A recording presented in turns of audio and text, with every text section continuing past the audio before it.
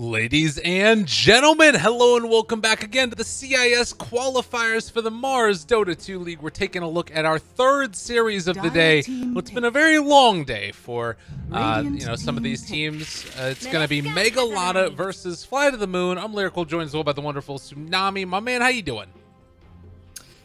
I mean, I'm intrigued, but I can't help but wonder what happened. Why is MEGA-LADA playing and not Na'Vi? I mean, we don't need to go into too many details about it, but we do. I think there have been a couple really cool things. Fervian was playing out of his freaking mind on his roaming position course. Artez was able to play like just heavy farming cores and then take over the game late.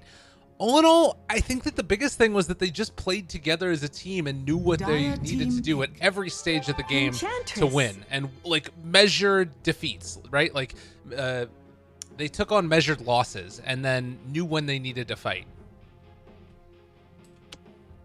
Well, that is usually great against disorganized teams, and I guess that's just what we have to class Na'Vi under right now, because it usually takes more than just organization to come out on top of a consistent team, but we'll see. FlyToMoon, on the other hand, don't actually know too much about the team, but I know these players. The only one that I don't recognize is Non-Grata, but is this X-Spirit? I think so. Well, sort of. It's like a collection one of the spirits. One of the spirits, yeah. I mean, recently, Silent was playing for Empire. He had No Fear, who's been switching around all over the place, always want to flies. But I mean, all of these guys have been around the block, and it's like that incestuous pool that CIS Dota in general. Like, they all play together, right? Like, it just happens. They all play together, and then they all start to hate each other and go their separate ways, and then eventually they're like, you know, I had some good success with that one guy who I used to hate, and then they come back together. You know, that's probably just the case for every region. Like, let's be real. It happens all over the freaking place. Yeah. I wish I knew the inner workings of Chinese, because I think China's probably, on the outside, it looks like they're the least susceptible to that, but like South America and North America, CIS, yeah, they're definitely very emotional regions. Yeah, I would completely agree. Well, nonetheless, though, it's going to be, I think, a pretty solid game. I think I'd favor FlyToMoon a little bit better, or FlyToMoon a little bit higher up.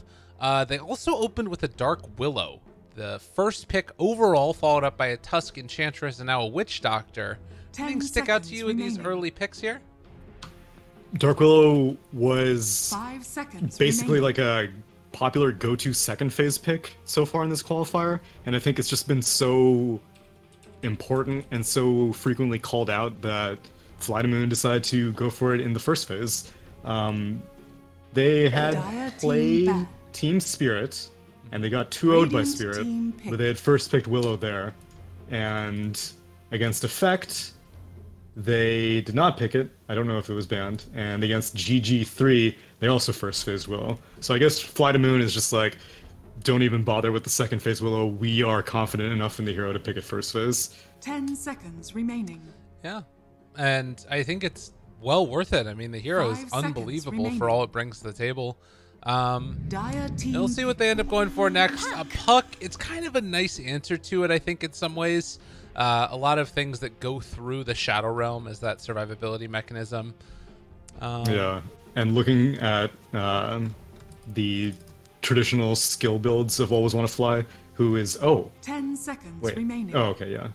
Yeah, so looking at the typical skill builds for Always Want to Fly, he ends up maxing Shadow Realm, and he'll probably do it this game also. I really love Bramble Maze Max. It's just that you need to work together with your team to make it useful, but there's so much value for the root. You'll be able to disable Snowball. It's a lot of magic damage on Enchantress, who is usually very susceptible to the magic damage, and yes, technically Shadow Realm is also magic damage, but you still need to pull off a right click to make it happen, and so by the time you finally finish the right click, Enchantress is probably way out of range of killing. And then Puck, also a hero that is susceptible to getting rooted, so maybe not in the laning phase, it won't be that important, but later on, the Willow Bramble will be very valuable, assuming it does not get purged off by this Oracle pick. Yeah, nifty. Also, just you look at it, it's a ton of magical damage. Fate's Edict is going to be so valuable this game. But it does kind of bring up some 10 questions. seconds Where's the right remaining. click coming from? I mean, Enchantress brings some, and particularly with the impetus being 5 just seconds remaining. unbelievably hard to deal with. They do need, I feel like, something a little more beefy up there, because right now they're kind of lacking it. Yeah, and they ban out like a lot of good Oracle combinations themselves. MEGA-LADA banned out Death Prophet, fantastic Oracle combination. Lifestealer and DK are also great because they usually heal themselves quite a bit with DK with his Dragon Blood and Lifestealer with Feast. And both those heroes or all three of those heroes are banned out. Now there's always the possibility for a Huskar, Right. which actually happened just not too long ago in the Dream League.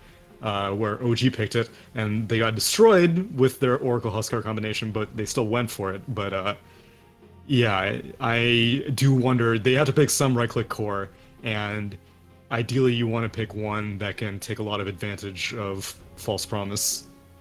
Yeah, I'd be down for it. We'll see what they end up going for. Of course, that ban is still going to come out, and FlyToMoon might think about just picking something that like deals well if they wanted to run a Huskar. I mean, I think the other thing to keep in mind here from MEGA-LADA, they've been playing a lot of Dota 2 today. They already played in the first best of 3 of the day. FlyToMoon had the luxury of being able to sit out throughout that one. So there might be a chance that they run some type of like an early pushing cheesy type of strat. Who knows? We'll see what happens. If they do cheesy, Drow Ranger would be so good.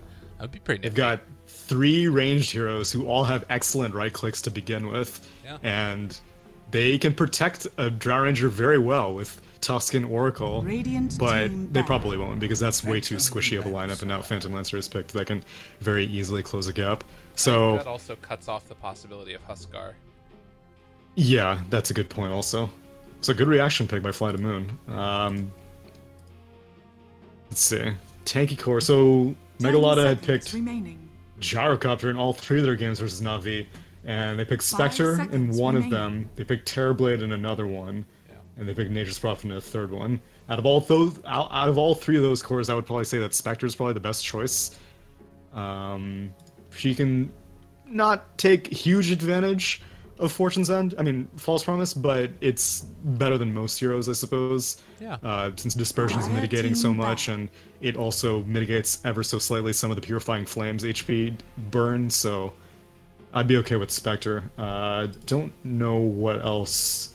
You know, I wonder if been they actually running. would be willing to run a Huskar. They might be. Like, the more that I think about it, I don't know. I think you're 10 right with the seconds Phantom Lancer being remaining. too much of a discouragement. Can you you can't Dire purge off team Burning pick. Spears, right? Oh, They're man, gonna they ban burn- it. They ban out Huskar.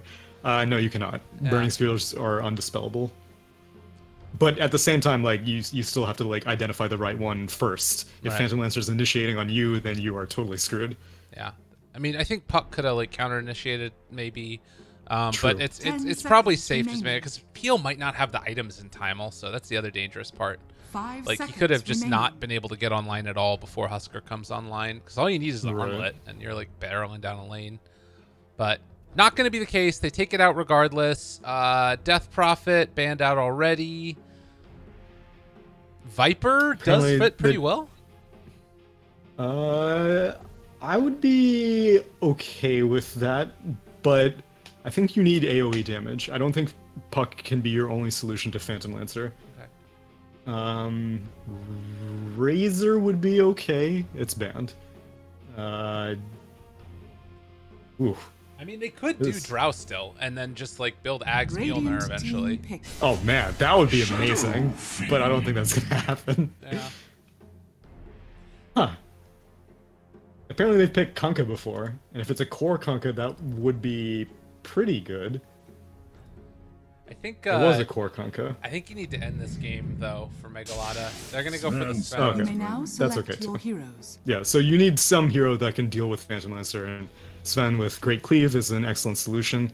And he is pretty great with False Promise as well, because even if you get to critical HP, even if you end up dying, at least you get a bunch of extra time and God Strength to whack on people. And it's a tanky frontliner, which is also what they needed. So pretty solid pick. Pretty solid drafts on both ends. I would say that MEGA-LADA probably had the advantage, but that's just because I've been a really big fan of Enchantress recently. I think she's an incredibly strong hero, and while they do have a lot of magic damage on the side of FlyToMoon, I think between Tusk Snowball 10 and seconds Oracle's remaining. just general healing prowess, they are going to struggle to kill this Enchantress a lot of the times. Remaining. I'm with you. I'm still concerned about the like strength of FlyToMoon's as the game gets later and later. Obviously Artez in general has had like a very good day just for carrying. He's been playing out of his mind, it feels like. But what basically to me is going to feel like a solo core Sven, if they don't end that game, man, it could be rough. So we'll see how it ends up going. But game number 1 here, MEGA-LADA versus FlyToMoon. MEGA-LADA, again, fresh off their win against Na'Vi, eliminating from the MDL qualifiers, are going to try and do the same to these guys. And we'll see if they can make it happen. I'm very curious what Sven's item build will be this game. There are a lot of options of what he can do. So my biggest questions are, when is he going to get his BKB? Because he's definitely going to need a BKB this game. He'll probably get a Mask of Madness first, but I would be okay with a Blink Dagger after that. Because I know yesterday or day before yesterday there was another, or maybe it was yesterday, there was some series that we had a Sven. Oh, it was Na'Vi Vegas Squadron series, right? Where Yeah, it sounds Crystallize was on the Sven on game 3, I think. Yeah, and so he went for the Mask of Madness, and then he went for a Sange and Yasha, and then he went for a Blink, and by that time the BKB was way too late. And that's one of the most important things with Sven, is like, you've got to find the perfect window for your BKB, because if you get it too early, then the game may go late and you're screwed with a 5-second BKB. And if you don't finish it in time, you'll see what happened to Crystallize in that game, where he had to initiate with his Blink Dagger, and then promptly got annihilated and kited around to holy hell because he didn't have any spell immunity. And I mean, just thinking about it again, how the mighty have fallen. It like went from Na'Vi being one game away from like almost securing a spot in the grand finals, Yeah. and against Vega, like where they ended up losing 2-1, to suddenly being out in the first round of the playoffs. Like, things devolved so quickly for them after that series. And now, again, thinking about the more macro sense of this entire qualifier, like, it's an open season. All of these teams have like a great potential to go into a major. And I mean, none of these teams have been to a major, right? Vega might have. I think that they might have been to one, maybe. I'm not sure. If they did, they must have gotten eliminated at a group stage. None of them got top 4. But right. That's the other thing to think about, though, is like going forward. Oh yeah, they went to Bucharest with like limited tournaments left. If you get major points online for any of these teams, you can make a run towards TI now, and it'd be not hard at all. Definitely. So big It stuff. is a lot on the line, because I think I caught at the very end of the Na'Vi series where Draskell was trying to justify the Na'Vi loss. He was just like, well, maybe they're trying stuff out and experimenting. If you're this much on the cusp of being out of contention for guaranteed TI invite, I don't think you have the room to take anything for granted whatsoever. No, for sure. So, yeah, I imagine that Na'Vi are feeling, I mean, maybe it is. I mean, the whole thing is emotional. They lost to Vegas Squadron despite being that close to potential grand final seeding.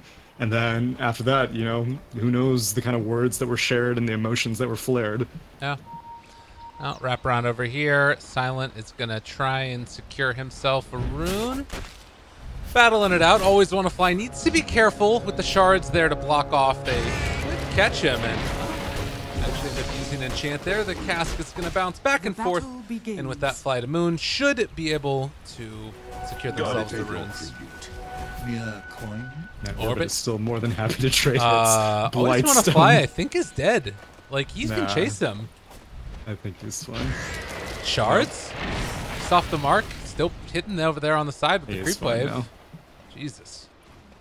That one hurt. Well, they stole a range creep. I don't think this was according to plan, but they'll take it, I suppose. Yeah. I'll head back around. That means that the wave is going to push, probably. Silent trying to pull it back again. And mid lane matchup of a Puck versus a Shadow Fiend, a classic. Not for long. Fervian's coming. This is what I was going to be like, there's no way that they're going to let this Shadow Fiend just sit around for free in a 1v1 situation. And yeah, Fervian comes down. Enchantress does not need the help, especially after she dealt that much damage to a Witch Doctor. So yeah. Once she hits level 2, gets untouchable, then it's going to be very difficult for FlyToMoon to nuke her down. even with like once Spirit Lance gets some levels, it's still going to be difficult. And yeah, they're content blocking off Iceberg in mid lane. Full block off. He's in trouble, likely to fall here as they snowball, pull him in, and first blood drawn by the puck. The strength of Tusk in that mid lane. Yeah. Meanwhile, it's infuriating. Orbit is going to get the enchant on to Always Want to Fly. Needs 3 more hits. Not going to find it, though. Oh, look at you doing some Grant math. Oh, it happens. Calculating the number of hits. I like it. I mean, you know, that's how it goes. I calculate that Always Want to Fly is not going to live. You need 1 more, and there it is. Solid calculation. He ends up going down, though. They did not do the math. Enchantress ends up falling there. Yeah. It's a cheeky kill. No points in Untouchable, so I guess Orbit maybe was overestimating how survivable he was against the Phantom Lancer, but he's going to steal a creep. Does not get the stack off, unfortunately, but he'll head on over to the top lane with it, and that means that Witch Doctor will definitely struggle because he can just set up the Wild Wing Tornado, and it'll basically be a 1v1 situation as now Fervian heads on back to the mid lane, as does Oracle after grabbing a regen rune. He almost was able to get in a position to like mess with No Fear there. No Fear only level 1. No point in that Shadow Realm yet. He needs to be careful because Oracle does do a decent chunk of damage even at this low level. Brambles down, turning, able to get the purge off, walks away. Artez has a stun still. They're thinking about it, but instead, turn now. Force out the Shadow Realm, and that means this Dark Willow not able to really do all that much. They can go for a second round now if they want, maybe. And yeah, No Fear is going to back off. Meanwhile, Enchantress proceeds to 1v2. Compliments of a Wild Wing. Channeled the entire thing. She actually re-enchants it, but the tornado is going to be on cooldown for another 20 seconds, and she hid it in this little nook. So if you turn it to Dire Vision, they actually can't see it. Yeah. And so now Always Want to Fly got a peek, but he was looking for it so that he could cancel it with a Paralyzing Cask, but couldn't find it. And yeah, this is I'm telling you, this hero is outrageously strong. Enchantress doing it, Mr. Orbit. They're going to throw out another one of those tornadoes, and if Always Want to Fly steps up to it, he might just die. And, well, the cast does go out, so they cancel the Cyclone, and now going to go forward on Orbit. You need to be careful. The extra agi from Phantom Rush means those ones hurt a lot. Mid lane, rotation. Iceberg was not successfully blocked off, and not enough damage to finish him off. I cancel that TP. Well, still fairly static as far as lanes are concerned. And just about that 4-minute mark. We'll see who's able to get away with the bounty runes. Tusk, Fervian is going to pick up a couple of them. He's already level 3. Despite running around this entire time, as Orbit going to be stunned 1 time. He's already used the heal. No, he's fine. He's baiting, buying time for Tusk to come in. Bottom lane, this is action. They end up losing the Oracle, and now Rooted Artist needing to run. He should live through that, but now the snowball chase. Always Want to Fly, going to die. Trades off a piece for each of the supports. You are a true friend. But Sven can farm by himself. I mean, the Sand King is proving to be very intimidating. Oh, maybe not, as now Fortune's End into very quick combination. Even you should have seen that coming. That's so much damage. 180 just so quickly, and then you combo that together, so it's like, what, 270? That's nuts. Actually, 0 points in cleave so far for Artez. So maybe he's just going to stick with the 2 points in Stormhammer. I don't think it's in his best interest to continue maxing out Stormhammer. The burst damage, top lane. Silent ended up doppelgangering before the snowball, which means that he's going to be caught rooted in a little bit of trouble. They aren't going to dive for it as No Fear made the rotation. But he's got to be careful with that. If you doppel before the snowball hits, he can just chase you. Yeah, and at this point, Witch Doctor is like so sick of that top lane. He has smoked down the bot lane as he's trading with the Willow. But Radiant has a ward here. They can see exactly where the Witch Doctor is. And Silent is jungling. Screw the lane. I'm out. Time to go hit some creeps. Ah, he's coming back again. He just wanted to use the shrine first. Orbit's gonna be a problem. Well, you're going to need to deal with it eventually. And I don't think Iceberg is like, so Iceberg would probably be one of the best options, especially if he goes for a magic-oriented build, which I wouldn't be surprised if he does this game. I think Yules has a fair amount of value, but only because it would force Sven to get an earlier BKB. Right. And then once Sven does get a BKB, then you kind of fall off. And so if he does go for Yules, that means that he needs to finish the game very early on. Because now Bob Ruha gets zoned out of this regen run. Phase shifts out the Cursed Crown. Nice play there. Bot lane. Charge forward. They got two of them. They try and take down Nongrata, and they are going to be able to find that root afterwards. And a kill. Able to get the burrow at the last second. Oh, purge your buddy. Purge your buddy. 5 seconds. Ah, they got to wait. It's not going to be there in time. Wow, he was holding on to that for like the last second because they didn't have any detection. I was like, why is he holding on to it for so long? But Snowball connected, no other ground targeted stuns available, no other ground targeted damage available with that Fortune's End and Stormhammer being on cooldown. They're going in now. Yep. Another root though, onto Creeps and not onto the Sand King, and suddenly Artez taking a lot of damage with the 2 points up in Maledict. This might be the death of him. He's not careful. Lots of damage coming in as well. The Cursed Crown ends up hitting. A good Fate's Edict is going to keep that Sven alive for the moment, and the Maledict wears off, but it's not long enough as Fervian also in trouble now. They have another Burrow Strike in 2 seconds. That's going to be a snowball on the Sand King, but will not be able to live. There's the kill as they bring him down, and Nongrata is going to live. Oh man, that is, this man knows how tower aggro works. Yeah, he gets out just fine. 3 kills. A Phantom Lancer rotation was used, probably wasn't necessary, but was used regardless, and as we saw, Silent is on the struggle bus in the top lane, so he really doesn't have anything better to do. He will now take over this bot lane, and someone else is going to... Oh. On the mid lane, they want to try and find Iceberg, but diving under this tower might be a bit too much to ask for it, and they're going to go for the root now. Iceberg running away, almost dead, but he's getting to live, and now the Burrow Strike back through, on to 2.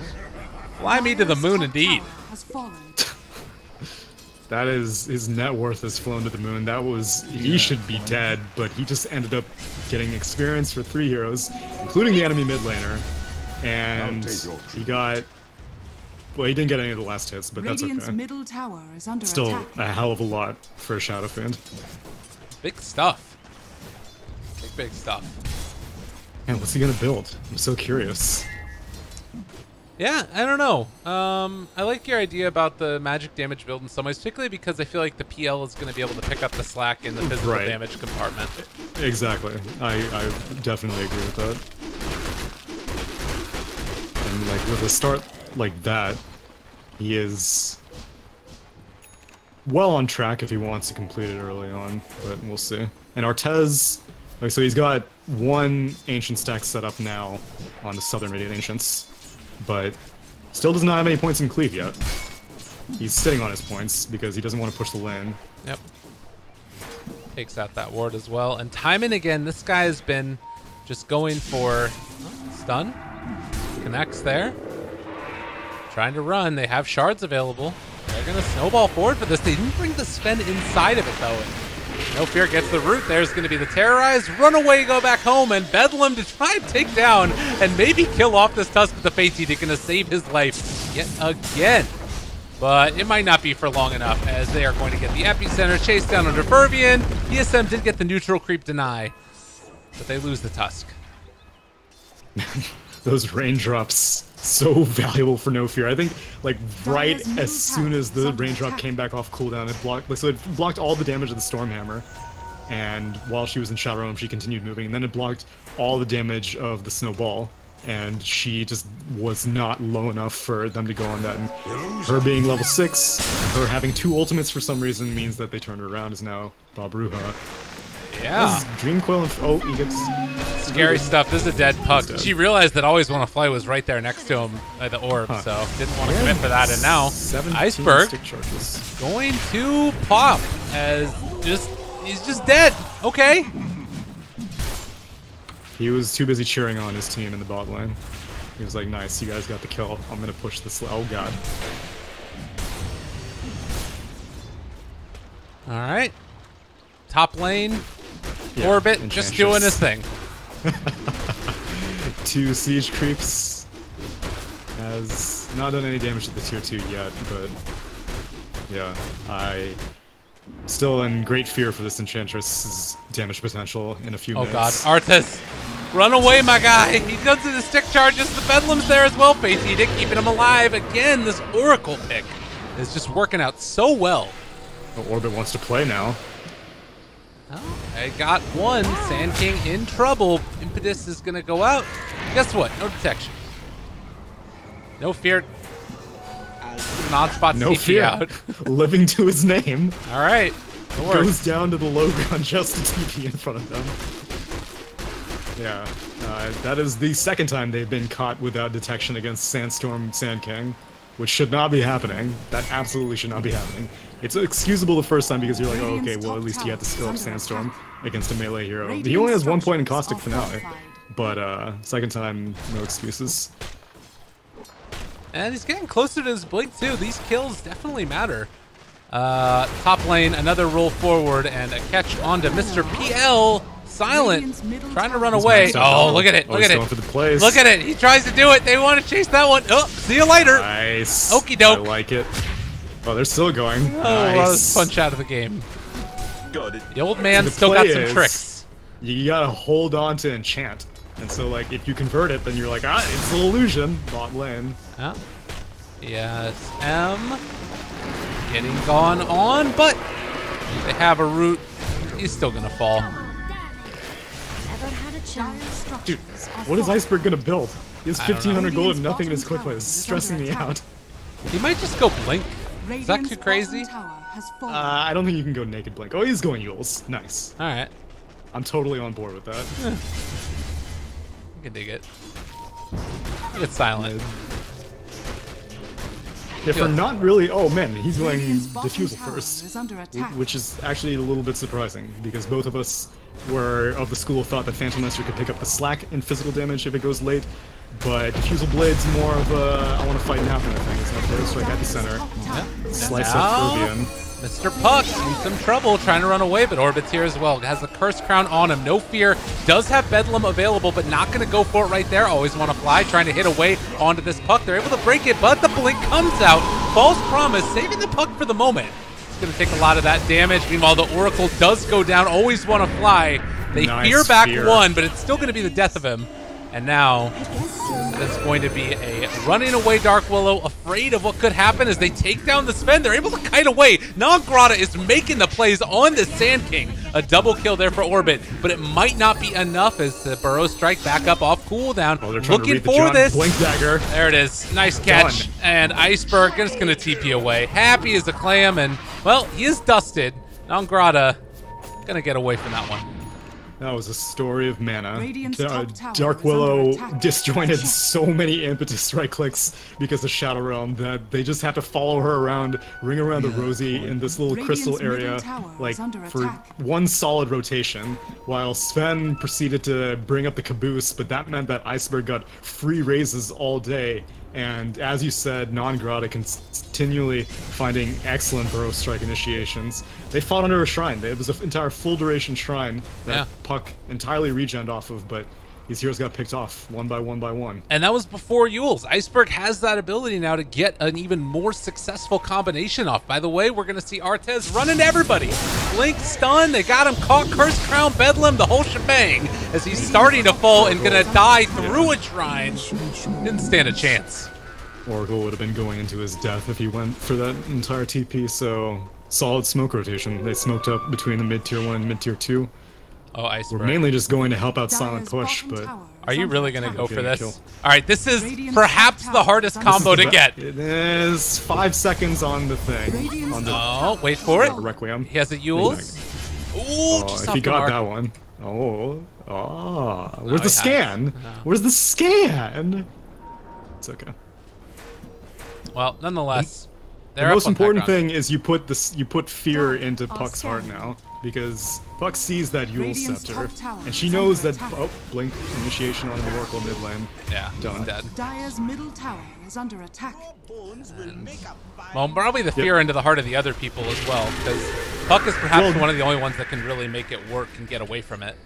Right, but I think that's why Puck's the most scared now, because the other heroes already, like, they can't really deal with just the Sand King initiation, but Puck can kind of do that. But whenever you put the Yule's Shadow Fiend into the mix as well, then even Puck's typical evasiveness, which is now getting cut down, is Bob Ruha. He's just dead. He's just gonna turn around and Requiem him. Like, as soon as he saw that come out, he was like, all right, you snowball me? Thank you very much. Step right up. The only thing that Tusk maybe could have done was Walrus pushed him, but it was already on cooldown, so it doesn't happen. Artez now also in trouble. They're just going to Burrow Strike and think about diving under the tower. They do get hit by one of those raises, and Fate Edict, the heals. Oh, he's going for it. Dive for this. Burrow not quite on the mark. SM still does have Fate's Edict available in 4. Artez still can't go in. Thinking about it. Maybe now he can. He wants to go on this SF. Iceberg, very low HP. They don't get the up to a miss. They take down that Oracle, and, well, dusted for the moment. The catch as well. Snowball through. He is going to die. But Artez, too, is going to fall. No fear. Takes him down. The Bedlam from the Dark Willow. TP. And Snowball, nice. Nothing. Nope. You got nothing. Perhaps a little bit overeager. Those are two very high net worth heroes that were giving up their life, and Sven is 5th lowest net worth. He has 4.7k net worth, which is basically half of the Shadow Fiend's net worth. So not worth it for Team Bitcoin, aka FlyToMoon. They definitely need to blink first on Shadow Fiend before they want to go for something like that, but Sand King felt confident, went for the epicenter play, didn't land it on Oracle, and once you don't land the Burrow Strike on Oracle, I think you back off, but whatever the case, at least they get the Sven off in the end. And it's proving to be the situation where if Oracle gets the spells off, they can last longer in the fight. But I'm not sure if it's... Oh god, this is going to be the real test.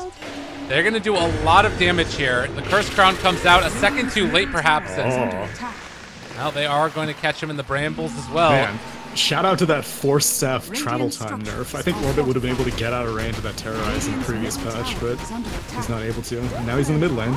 Well, diving forward for this one. Silent can go for the Doppelganger over to the other side of it. Still ends up getting stunned, though, and always want to fly trying to run. They managed to find a 2-hit there, but the lift up onto Artez means that the rest of STM should be able to get out of there. Fuso Blade.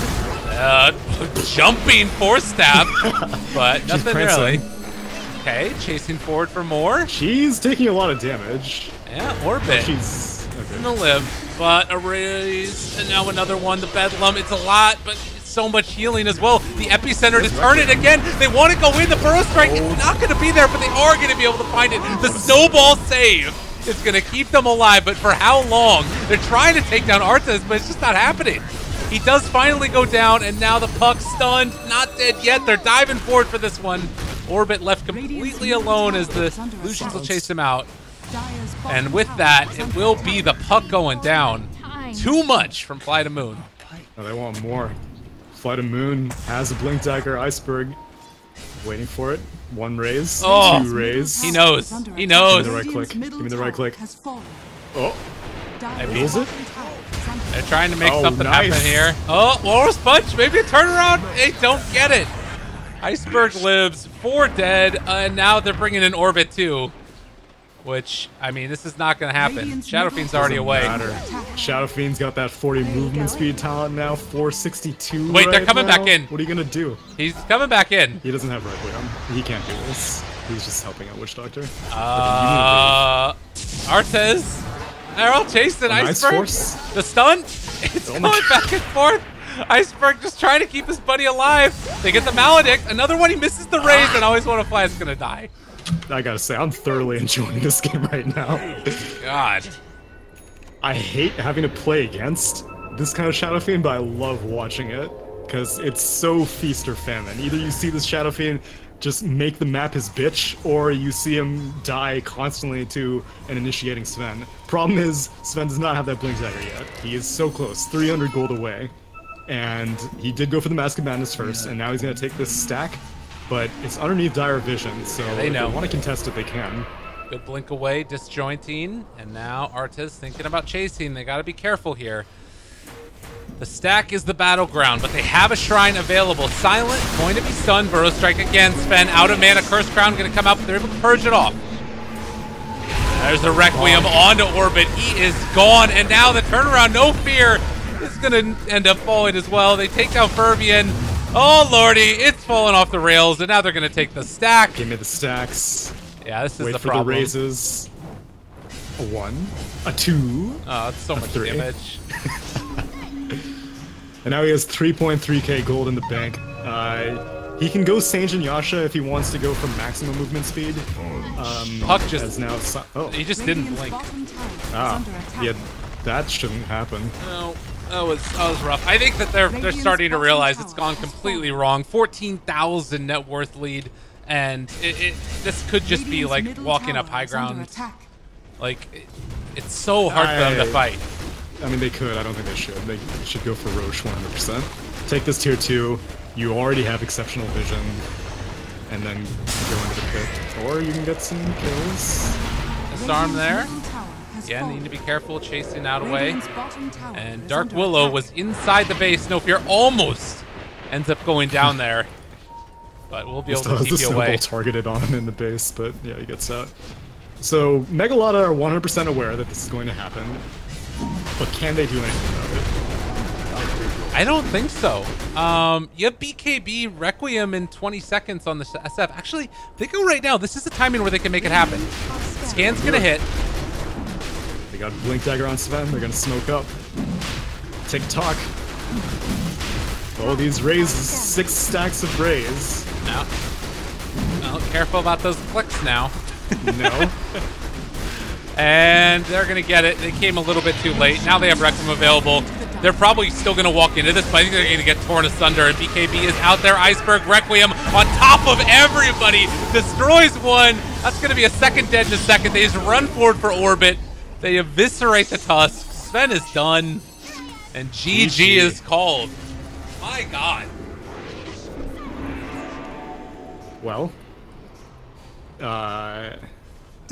Didn't see shades of a team that could beat Na'Vi in that game 1, but perhaps an outdraft. Perhaps it was a bit of an outdraft.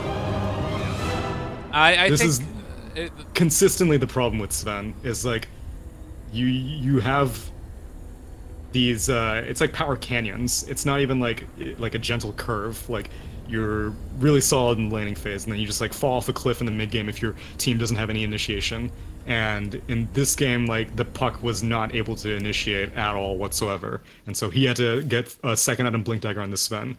But that just means that you eat a whole bunch of crowd control and magic damage every time you jump into a fight. And well played by, I'm calling Iceberg my MVP, with Non-Grata being a close second. He had a great game. Really, really impressive showing from Iceberg.